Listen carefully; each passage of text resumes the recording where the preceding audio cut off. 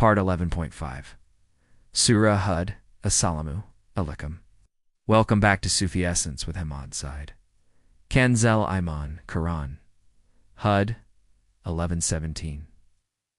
Is he, then, who is on a clear proof from his Lord, and a witness from him recites it, and before it was the book of Moses, as a guide and a mercy, like one who is not? Those believers believe in it. But whoever disbelieves in it, from the disbelieving factions, then the fire is his promised meeting place. So do not be in doubt about it. Indeed, it is the truth from your Lord, but most of the people do not believe. And who is more unjust than one who invents a lie about Allah? Those will be presented before their Lord, and the witnesses will say, "These are the ones who lied against their Lord." Unquestionably, the curse of Allah is upon the wrongdoers. Those who avert people from the way of Allah and seek to make it seem crooked, and they in the hereafter are disbelievers. Those will not be able to escape on earth, nor will they have besides Allah any protectors.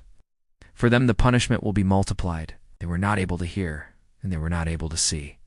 These verses embark on a magnificent and all-encompassing spiritual comparison. Contrasting the profound certitude of the believers with the unyielding spiritual blindness of the disbelievers, the passage commences with a rhetorical inquiry that is a masterpiece of divine rhetoric. Is he, then, who is on a clear proof from his Lord and a witness from him, recites it? And before it was the book of Moses as a guide and a mercy, like one who is not. This inquiry illuminates two distinct spiritual realities. On one side stands the Prophet Muhammad, peace be upon him, the embodiment of a clear proof from his Lord. This proof is not merely a verbal proclamation.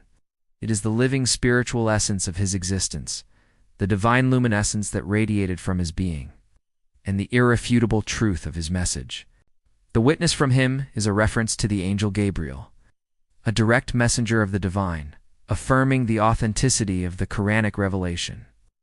Furthermore, the passage connects this new revelation to the ancient testament of Prophet Musa Moses, peace be upon him, a testament that was already known to many of the people of the book. This connection serves as a final, irrefutable corroboration of the Prophet's mission, establishing that his message is not an innovation, but the eternal continuation of a single divine truth. This intellectual and spiritual tapestry is an exquisite illustration of the interconnectedness of all divine revelations. The other side of the spiritual ledger is the state of spiritual denial. The verse then states, "Those believers believe in it. But whoever disbelieves in it, from the disbelieving factions, then the fire is his promised meeting place." This is a stark delineation of spiritual destinies. The believers, recognizing the divine light, embrace it with their whole being. Their belief is a conscious act of spiritual surrender, a state of being where their Qalb is so aligned with the truth that doubt is an impossibility. In contrast, the disbelievers, who have chosen to spiritually deafen themselves to the truth, have sealed their fate. Their promised meeting place is a spiritual reality that is a direct consequence of their own choices. The passage then provides a powerful final word on the matter, so do not be in doubt about it. Indeed, it is the truth from your Lord, but most of the people do not believe. This is a profound and poignant reassurance to the believers. The spiritual reality of the Quran is not dependent on human belief or human denial. It is a timeless and unwavering reality that is rooted in the very essence of Allah's existence.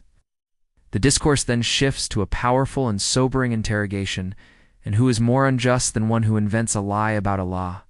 This question is not a simple query. It is a profound and unwavering indictment of the spiritual crime of fabricating falsehoods against the divine. The greatest injustice is not a worldly injustice. The greatest injustice is to knowingly invent a lie about the one who is the ultimate source of all existence. The spiritual arrogance of a person who is willing to lie against Allah is a state of being that is beyond all spiritual remediation. The verse then states the profound and all-encompassing spiritual consequence of this act.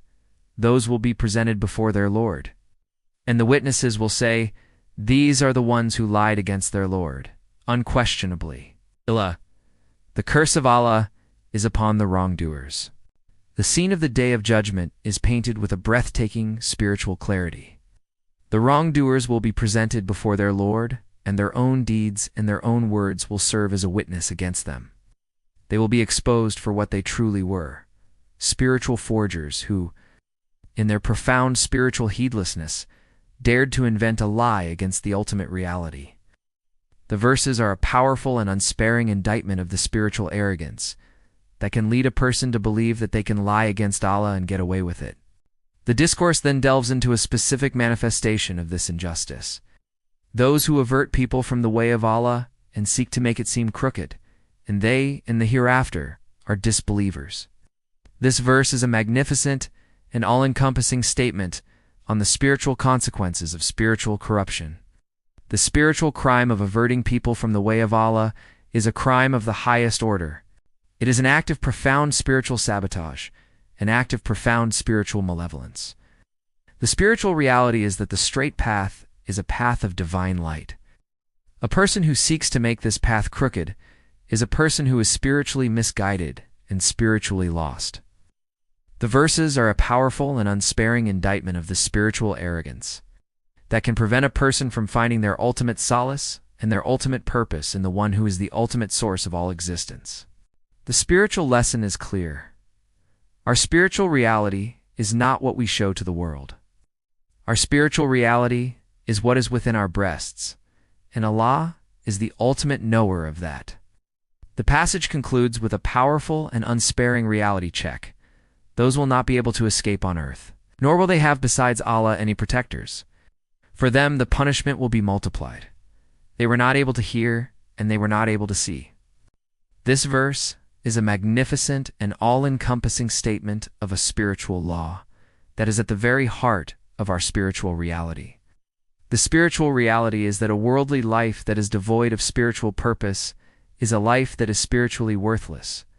The verses are a powerful and unsparing indictment of the spiritual arrogance that can prevent a person from finding their ultimate solace and their ultimate purpose in the one who is the ultimate source of all existence. The spiritual lesson is clear. Our spiritual reality is not what we show to the world. Our spiritual reality is what is within our breasts, and Allah is the ultimate knower of that. The verses are a powerful and unsparing reminder that we, our spiritual arrogance, are no match for the one who is the ultimate source of all knowledge. The ultimate spiritual reality is that there is nothing that can be hidden from the one who is the ultimate source of all existence. Hadith section. A hadith that beautifully complements the theme of inventing lies and the spiritual consequences of falsehood is found in Sahih al-Bukhari. The Prophet, peace be upon him, taught, lying leads to wickedness, and wickedness leads to the fire. Sahih al-Bukhari, Hadith 6094. This profound narration speaks directly to the spiritual law that is at the very heart of our spiritual reality. Lying is not just a moral transgression. It is a profound and unending spiritual reality, a state of being where our Qalb is so corrupted that it is no longer able to receive the light of divine guidance. The Hadith offers a powerful and unsparing indictment of spiritual despair and spiritual arrogance. It makes it clear that a life lived in a state of spiritual falsehood is a life that is spiritually devoid of all purpose and all meaning. The spiritual reality is that our worldly blessings are a test, and our worldly trials are a test. The spiritual challenge is to remain in a state of profound and unending gratitude in a state of prosperity, and to remain in a state of profound and unending patience in a state of adversity. The story of the believers is a living testament to this truth, a powerful and unsparing reminder that a life lived in a state of spiritual despair will inevitably lead to a tragic and ultimate end. Do, O my Lord, purify my Qalb from the spiritual diseases of falsehood and arrogance. Grant me the spiritual fortitude to live my life in a state of profound and unending truthfulness. Grant me the wisdom to see your profound and unending mercy in every single aspect of creation. Grant me the spiritual strength to live my life in a state of profound and unending patience. And grant me a final abode in your presence, where all worldly sorrow is replaced by an eternal and unending communion with you, O Ar-Rahman and Ar-Rahim. May Allah illuminate your heart and mind with the light of this divine ilm. May He make your channel a beacon of guidance for all who seek spiritual clarity and truth. May your efforts be a source of immense reward, and may you be granted the highest stations of paradise. May the peace and blessings of Allah always be upon you and your loved ones. May He grant you unwavering steadfastness on the path of truth, and may your work be a testament to His magnificent names, Ar-Rahman and Ar-Rahim. Amin.